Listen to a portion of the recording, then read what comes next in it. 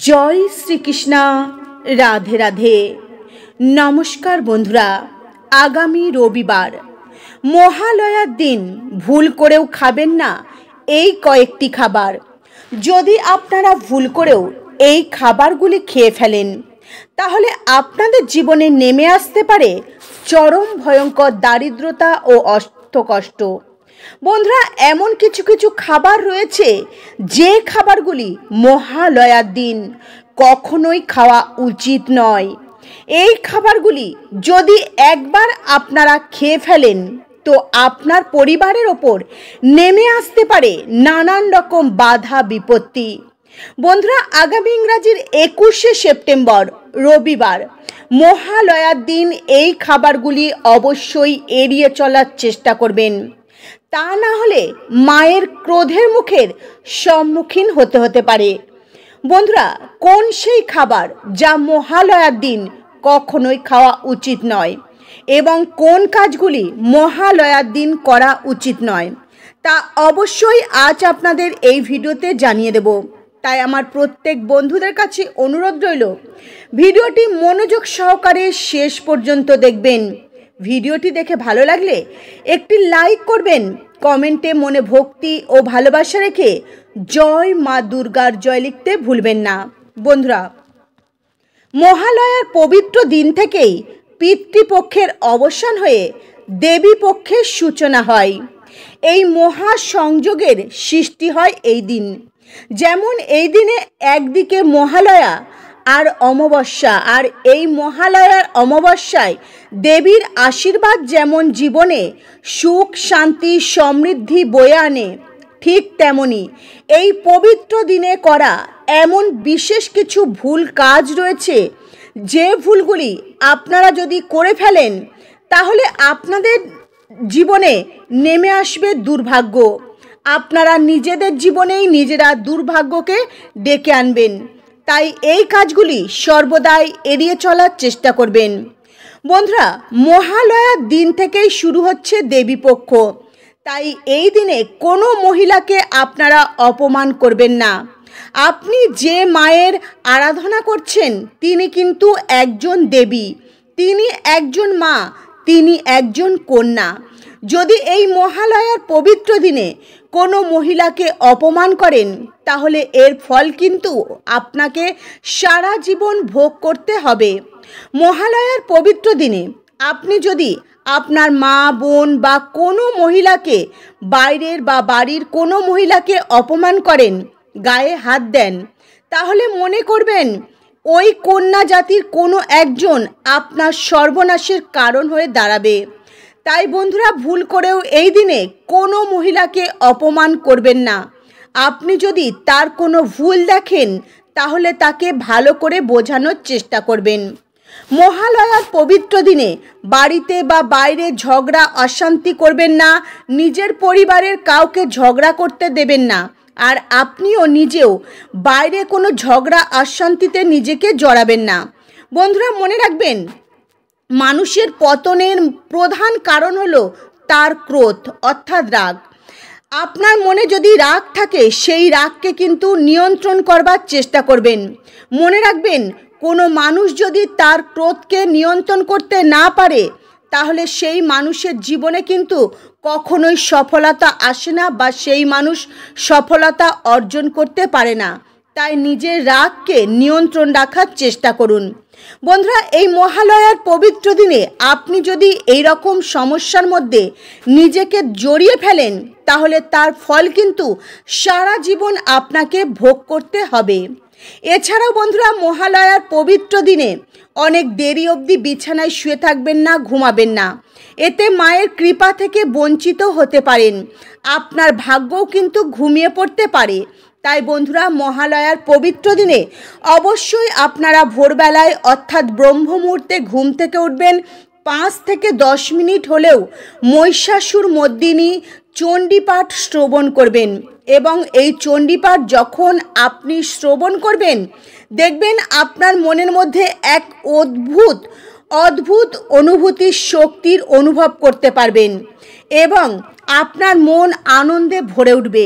আর এই শক্তি আনন্দ আপনার পরবর্তী জীবনে চলার পথে সমস্ত বাধাকে কিন্তু দূর করতে সাহায্য করবে। বন্ধুরা, চলুন এবারে জেনে নেওয়া যাক মহালয়ার পবিত্র দিনে কোন খাবারগুলি ভুল করেও খাওয়া উচিত নয়।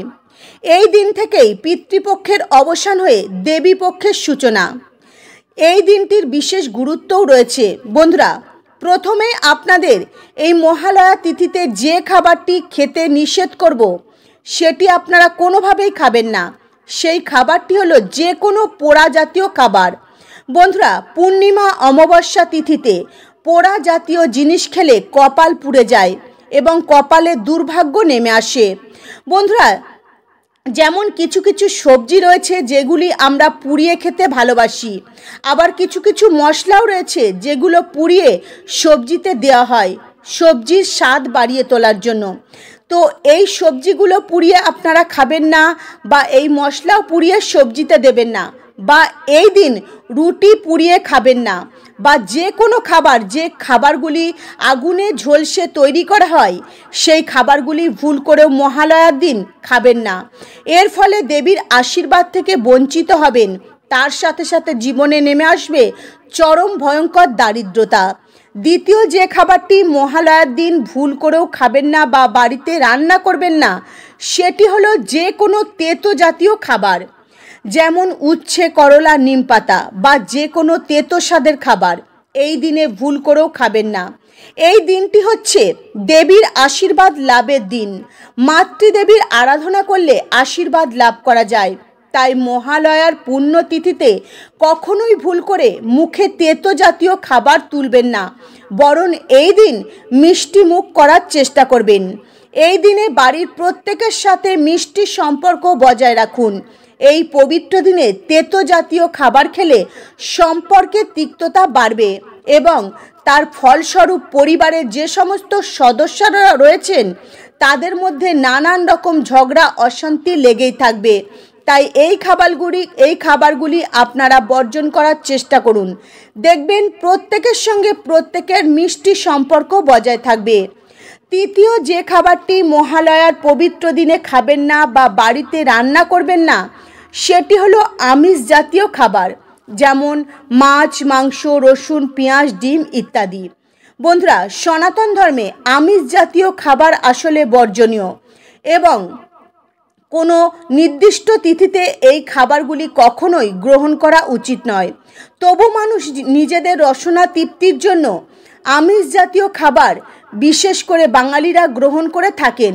তবে যেহেতু বাঙালিরা ভোজন রসিক, তাই নানান প্রকারের আমিষ জাতীয় খাবার খেতে তারা ভালোবাসেন।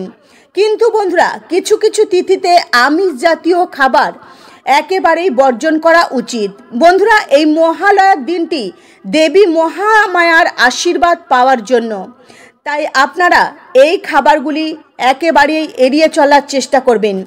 এই দিনে পূর্বপুরুষদের আশীর্বাদ লাভ করা যায়, তাই মহালয়ার অমাবস্যা ও সূর্যগ্রহণের মহাযোগে ভুল করেও এই খাবারগুলি খাবেন না। এই পবিত্র দিনে আপনারা চেষ্টা করবেন নিরামিষ আহার গ্রহণ করবার। এই খাবারগুলি আপনারা একেবারেই খাবেন না। যদি আপনারা খেয়ে ফেলেন তো পরিবারের নানান রকম আর্থিক বিপর্যয় নেমে আসতে পারে। এই পবিত্র দিনে আপনারা চেষ্টা করবেন নিরামিষ আহার গ্রহণ করবার। এতে আপনারা সারা বছর সুস্থ ও নিরোগ থাকতে পারবেন, আর্থিক সমস্যা থেকে মুক্তি পাবেন। চতুর্থ যে খাবারটি মহালয়ার দিন আপনারা ভুল করেও খাবেন না সেই খাবারটি হলো কাঁচা দুধ। বন্ধুরা, শাস্ত্রমতে আশ্বিন মাসে কাঁচা দুধ খেলে পেটের নানান রকম সমস্যা দেখা দেয় এবং পেটের রোগে সারা বছর ভুগতে হয়। আপনি যে খাবারটাই খাবেন সেই খাবার খেলে হজমের সমস্যা দেখা দিতে পারে। এমনকি আশ্বিন মাসে আপনারা দই খাওয়া এড়িয়ে চলার চেষ্টা করবেন। দই খেলে পেটের সমস্যা দেখা দিতে পারে। বন্ধুরা, দুগ্ধ জাতীয় শিশুদের দুধ দেওয়ার আগে অবশ্যই দুধ ভালো করে ফুটিয়ে তারপর তাদের দুধ খেতে দেবেন। এছাড়া বন্ধুরা, মহালয়ার পবিত্র দিনে প্রাতকালে অবশ্যই আপনারা সকালবেলায় ঘুম থেকে উঠবেন এবং পিতৃপুরুষদের উদ্দেশ্যে জল দান করবেন। আর তারই মধ্যে একটি অন্যতম উপাদান হলো কালো তিল। জলের সঙ্গে কিন্তু পিতৃপুরুষদের উদ্দেশ্যে কালো তিলও দান করা হয়। তাই মহালয়ার পবিত্র তিথিতে আপনারা তিল আছে, কালো তিল রয়েছে এমন কোনো খাবার খাবেন না। এই খাবারগুলি এড়িয়ে চলার চেষ্টা করবেন। এছাড়া বন্ধুরা, মহালয়ার পবিত্র দিনে কোনো নেশা জাতীয় জিনিস খাবেন না। মহালয়া হচ্ছে দেবী মহামায়ার আরাধনার প্রথম দিন, নবরাত্রির প্রথম দিনে সূচনাকালে। তাই আপনারা এই ভুলগুলি কখনোই করবেন না। এই বিশেষ দিনে মাতৃ আরাধনা করুন, মায়ের নাম নিয়ে দিন শুরু করুন এবং ভুল করেও এই জিনিসগুলি মুখে তুলবেন না। এই জিনিসগুলি এড়িয়ে চলার চেষ্টা করবেন এবং মহালয়ার পবিত্র দিনে দান দক্ষিণা করুন আর গরিব দুঃখী এবং অসহায় মানুষদের পাশে দাঁড়ান। আপনার সাধ্য সামর্থ্য মতো তাদের অর্থ, খাদ্য, অন্ন দিয়ে সাহায্য করুন।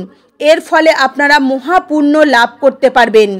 তাই এই পবিত্র দিনটি আপনারা নিয়মবিধি মেনে পালন করার চেষ্টা করুন। দেখবেন দেবী মহামায়ার আশীর্বাদে আপনাদের জীবন সুখ, শান্তি, সমৃদ্ধিতে ভরে উঠবে। তো বন্ধুরা, আজকের মতো ভিডিও এই পর্যন্তই। আপনারা ভালো থাকবেন, সুস্থ থাকবেন। নমস্কার। হরে কৃষ্ণা।